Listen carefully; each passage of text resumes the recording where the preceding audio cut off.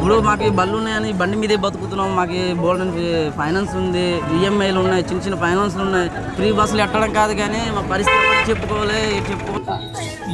ఎంత బాబు వయసు మీది? ఎంత ఎంత వయసు? 100. నువ్వు అంతలో కూడా ఇంత స్టాండర్డ్కి వచ్చి పని చేస్తున్నారు. ఈ సీతాఫలాలు ఇందులో ఈ సీతాఫలాలు అమ్మి ఇక్కడ వచ్చిన డబ్బులతో వీళ్ళు ఇంట్లో సామాన్లు కొంటారు, ఇంట్లో తినడానికి. అంతేనన్నా? ఏ హీరో అంటే ఇష్టం మీకు? ప్రభాసా? ఏ సినిమా చూసా బాగా? ఎన్ని ప్రభాస్ సినిమాలు?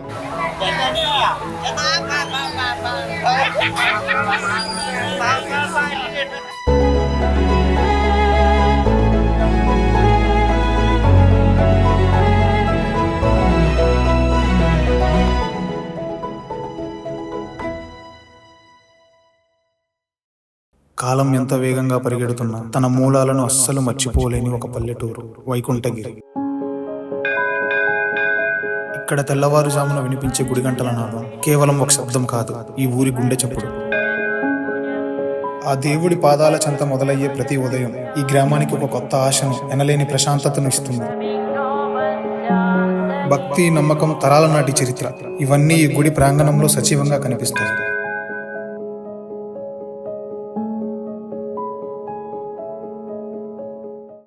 వైకుంఠగిరిలో కొలువైన ఆ దేవుడి ఆలయం ఒక అద్భుతమైతే, మరోవైపు వారానికి ఒక్కసారి కలకలలాడే ఈ సంతం మరొక అద్భుతం.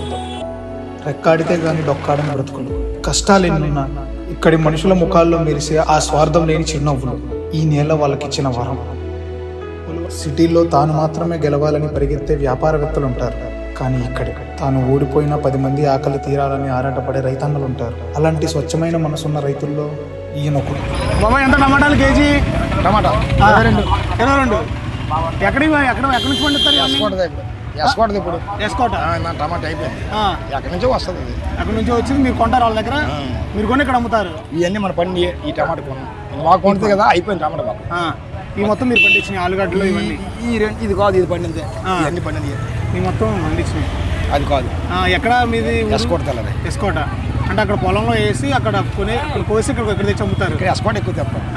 వారం కూడా ఈ రోజు ఒక్కరోజు సంత, మరి మిగతా రోజులు ఏం చేస్తావు? లేదు ఎస్కోట డైలీ. నేను అక్కడే ఎస్కోట డైలీ ప్రతి రోజు అమ్ముతాను. డైలీ అమ్ముతారు. ఇది మొన్నటి దాకా 50 రూపాయలు కేట్ అన్నాను. ఇప్పుడు ఎంత? ఇప్పుడు 500 కేట్ అట ఈరోజు.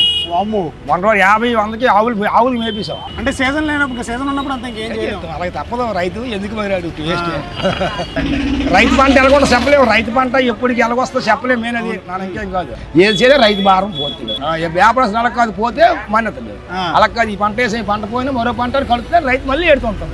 అది ఇంకేం కాదు. అలా జీవితాంతం చెప్పాలి. అలాగే రైతు కష్టం ఎవరు తీర్చలేడు, ఎవరు తెచ్చలేరు. రైతు కష్టం ఎందుకంటే తీరలేడు. ఈ పంట పోతుంది, విత్తనాలు పోతుంది పోయి రేట్లు. ఈ పంట పోయిందని ఒక దగ్గర వెళ్ళాడు ఎవడెవడు, మరో పంట వేసుకొని మరి రైతు తీసుకోవడం. నా డబ్బులు నష్టపోవడం మనం. నష్టపోయినా మరో పంటలో కలుగుతుంది. ఎప్పుడు భూదేతం నమ్ముకొని పాడు చేయదు. వ్యాపారం పాడు చేద్దాం, భూదేతం పాడు చేయదు. మా పిల్లలు మరి పిల్లల్ని మళ్ళీ అప్పుడు వ్యవసాయ పొలంలో రమ్మంటే రావనంతా. మా బాబుని అలా పొలంలోకి రాని వెళ్ళి నీరు కట్టారా మోటార్ అయ్యంతే ఎవరి మోటార్ అయితే పోతా బాగుంటాడు. వ్యవసాయం చేయమని చెప్పి నిన్ను వాళ్ళకి ఇంటికంటే వాళ్ళు పాలుగేలు మేపుకొని కాము కాలుకుంటూ ఉంటాడు. ఎందుకంటే దీనివల్ల ఈ రోజు మనం బాగుపడ్డాం. ఈ రోజు వాడు పోయినా వాడు దీనివల్ల మేము బాగుపడ్డాం. అలాంటిది దీన్ని అనుభవించుకుంటాం మేము.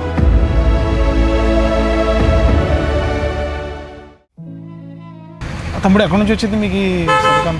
అంటే ట్రైబుల్ తెస్తారు ప్రతి బుధవారం, అలాగా మేము కొంటాం. మళ్ళీ ఎక్కడి నుంచి మీరు సిటీకి కూడా పంపిస్తారా? సిటీకి అంటే సిటీకి పంపించి ఇక్కడ అమ్ముతాం. మీరు ట్రైబల్స్ దగ్గర కొంటారు? ట్రైబల్స్ దగ్గర కొంటాం. ఒక రేటుకి కొంటారు, ఇక్కడ ఒక రేటుకి అమ్ముతారు. మళ్ళీ ఎక్కడి నుంచి సిటీకి వెళ్తే అది వేరే రేట్ అయిపోద్ది. మీకు ఇక్కడ అన్ని సదుపాయాలు ఉన్నాయి అంటే హాస్పిటల్ కానీ స్కూల్ కానీ. మీకు ఎక్కడ కాలేజ్ ఎక్కడికి వెళ్తున్నావు? ఇప్పుడు ఎక్కడికి వెళ్దాం అనుకుంటున్నాను? అక్కడికి వెళ్ళిపోవాలి కాలేజ్ చదవాలంటే. 10th వరకు ఉందా ఇక్కడ? 10th వరకు ఉందా? 8th వరకు ఉంది స్కూల్. 8th వరకు. 9th 10th అంటే ఎస్కోట. మరి ఎలా ట్రావెలింగ్ రోజు బస్సు లేదంటే ఆటో. చూసారా, సంతలో ఇక్కడ 100 రూపాయలు, టౌన్కి వచ్చేసరికి 450 రూపాయలు అవుతుంది. వాటకి ఎన్ని వస్తాయి? 12 డజన్. డజన్ కాయలు 100 రూపాయలు అంట. ఇవి ఫ్రెష్, మళ్ళీ ఇక్కడే పండించి ఇక్కడే తీసుకొచ్చి ఇక్కడే అమ్ముతారు. చాలా ఫ్రెష్. అక్కడికి వచ్చిన తర్వాత అవి ఎన్ని రోజులకి అమ్ముతారో ఎన్ని రోజులకి వెళ్ళిపోతే మనకు తెలియదు. అందుకే వీళ్ళంతా చూసాడు అంత గట్టుకున్నాడు బ్రో కూడా.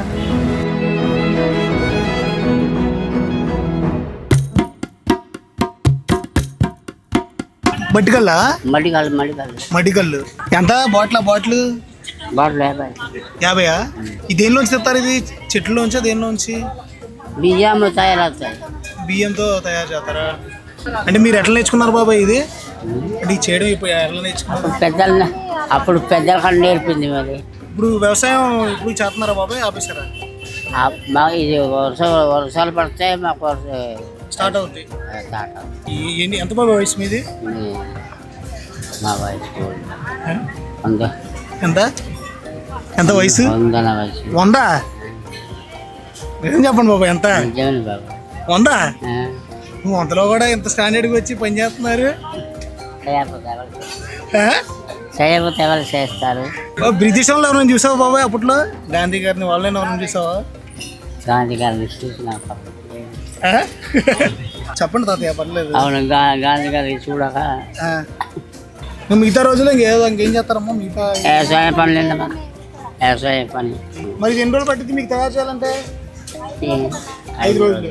అప్పట్లో మీరేం తినేవాళ్ళు నా వయసులో, కుర్ర వయసులో? గంటలు, జొన్నలు, ఊదాలు, సామాలు ఇవన్నీ పండించుకొని తినేవాళ్ళు. కుర్రాలు, జొన్నసేని. ఎవరెవరు వస్తారమ్మా? మీరు అందరూ టీం ఉంటారా లేకపోతే మీరిద్దరు వస్తారా అక్కడ నుంచి?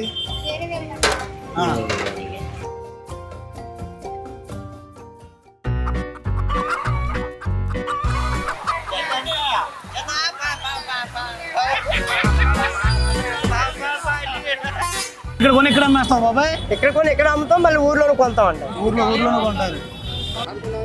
రాదా 13 రా బోనిసే రా 13. ఇక్కడే మొత్తం నాటు ఉన్నాయి, గిరి ఉన్నాయి, 2 ఉన్నాయి. ఆ గిర్లకి వాటికి తేడా ఏంటి? నాటు వాటికి నార్మల్ వాటికి? మూతులో కొద్ది కోసి ఉంటాయి. మూతులు పోయి ఉన్నాయి.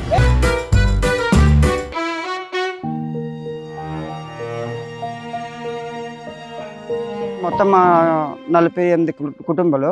కొన్ని విలేజ్లకి అయితే ఒక 16 విలేజ్లకి అయితే ఒక 6 విలేజ్లకి అయితే రోడ్ టచ్లో ఉన్నారు. తక్కిన విలేజ్లు అయితే చాలా దూరంలో రోడ్ లేని పరిస్థితులు ఉన్నారు. వాళ్ళకు కూడా కొంచెం ఏదైనా జరిగితే కానీ ఇప్పటికే అలాంటి పిహెచ్సిలో దూరం ఉండడం వల్ల మాకు కూడా ఇబ్బంది కలుగుతుంది. కొండల్లోనే ఎక్కువ పండడం కష్టం అనేది. మనం ఒకవేళ ఎక్కువ పండినట్టయితే గవర్నమెంట్కి కూడా అమ్మడం కూడా జరుగుతుంది. ఎందుకంటే గవర్నమెంట్కి అంటే మేము మహా అయితే ఒక 5గురు ఉన్నామంటే ఒక ఇంచుమించు ఒక 20 పుట్లు పండినట్టయితే గవర్నమెంట్కి కూడా నమోదు చేయడం అవుతుంది. జొన్నలు కానీ గంటలు కానీ గవర్నమెంట్కి కూడా అమ్ముతాము మేము. లేదు సార్, అది టాటర్లు చేయాలంటే ఇక్కడ ఈ రాయిపోట్లోనే చేయడం కష్టం. ఇక్కడ బోరు కూడా మొత్తం 6-7 తీసి కూడా అవి కూడా నీరు పడలేదు. ఇక్కడ ఈ హైట్లోనూ కూడా పడడం చాలా కష్టం అవుతుంది. ఇక్కడ ఇంచుమించు మొత్తం 60 మంది కుటుంబాలు ఉన్నారు సార్. ఒక్కడే టీచర్ అవ్వడం వల్ల 60 మంది పిల్లలకి చదివించడం కన్నా చాలా కష్టం అయిపోతుంది సార్. అది ఇక్కడ 16 విలేజ్లు ఉన్నాయి. 16 విలేజ్లో అయితే రోడ్డు పాయింట్లు అన్ని అందుబాటులో లేవు. అక్కడ రోడ్డు ఉండడం అయితే అక్కడ గుడి కాసే వేశారు తప్ప అదే విలేజ్లు పెట్టి వేసింది కాదు. అది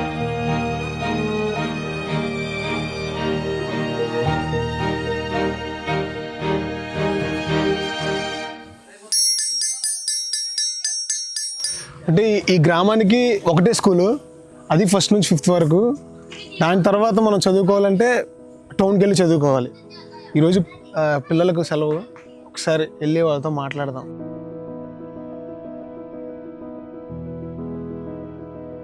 ఇంకా ఇలా సెలవు ఉన్నప్పుడల్లా ఇలా గోళీలు ఆడుకుంటారా?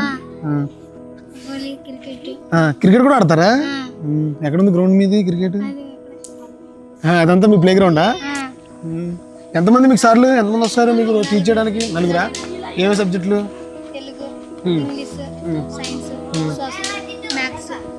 మధ్యాహ్నం లంచ్ స్కూల్లోనేనా? మార్నింగ్ బ్రేక్ఫాస్ట్ చేసి అక్కడికి వచ్చి మధ్యాహ్నం లంచ్ తిని సాయంత్రం ఎన్నింటికి అయిపోద్ది స్కూల్? 4 తర్వాత ఇంటికి వెళ్ళిన తర్వాత ఏం చేస్తావు? ఇంటికి వెళ్ళిన తర్వాత వర్క్ చేసి ఆడుకుంటారా? నువ్వు ఏం పెద్ద అయిన తర్వాత ఏమవుదనుకుంటున్నావు? యాక్టరా? నువ్వురా? నువ్వేమనుకుంటున్నావురా? పోలీస్ ఆ? పోలీస్ పోలీస్ నువ్వురా? నేను డిసైడ్ చేయలేదు ఏ హీరో అంటే ఇష్టం నీకు? ప్రభాస్ ప్రభాసా? ఏ సినిమా చూసావు బాగా? ఎన్ని ప్రభాస్ సినిమాలు? బాహుబలి 2 థియేటర్కి వెళ్ళి చూస్తారా లేకపోతే ఎక్కడ? థియేటర్ ఇంట్లోనే ఇంట్లోనే చూస్తారా? టీవీలో వేసుకొని ఇంట్లోనే చూస్తారు. సండే క్రికెట్ ఆడతారా? క్రికెట్ నీకు ఫేవరెట్ ప్లేయర్ ఎవరు? విరాట్ కోహ్లీ. నేను ఒకసారి ఆడతాను, నాకు నేర్పిస్తా ఇది ఆట? ఆడదామా?